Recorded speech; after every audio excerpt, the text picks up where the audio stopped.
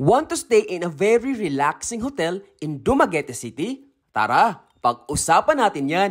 Maayong adlaw, this is J. Perpetual Kid at tara, let's explore Dumaguete. Giardino Romantico is located at Purok Makugihon, Upper Cantil-E, Dumaguete City. It is approximately 7.3 kilometers away from Port of Dumaguete. True to its name as a romantic garden, the hotel has an impressive garden with diverse tropical plants, koi fish, a minna bird, and a husky named Snow. Aside from aesthetic purposes, they have a reflexology path where you walk barefoot on stones to lessen tension and lower blood pressure. Finally, they have a swimming pool para makapag-relax ka. It's open from morning in time for your breakfast until midnight for as long as may gumagamit pa ng pool. Now let's explore their rooms. First, their premium deluxe room worth 3,900 pesos per night.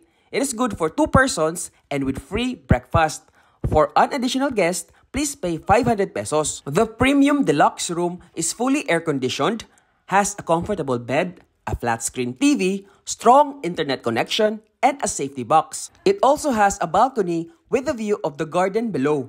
And in the evening, you can still enjoy being at the balcony without having to worry about mosquitoes and other flying insects kasi may protective net yung tent. And let's take a look at their comfort room. At sa madami-daming hotels na na-feature ko na, I must say that I am very impressed with their hot and cold shower. Yung may option for shower directly sa katawan mo. I love this feature kasi wala sa bahay nito. Hehe. Tara naman bumaba sa ground floor to check their family room worth 5,400 pesos per night. It is good for 4 persons and with free breakfast.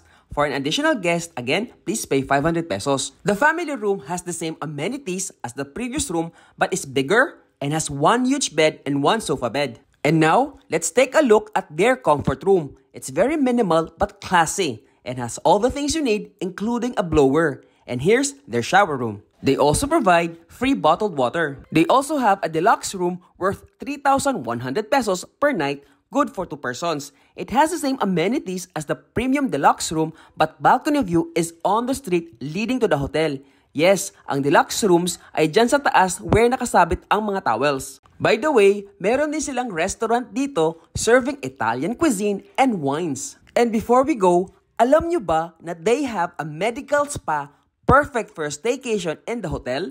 For details, please contact them on their Facebook page. Again, this has been J. Perpetual Kid and we explored a cozy private hotel with a beautiful garden in Dumaguete City.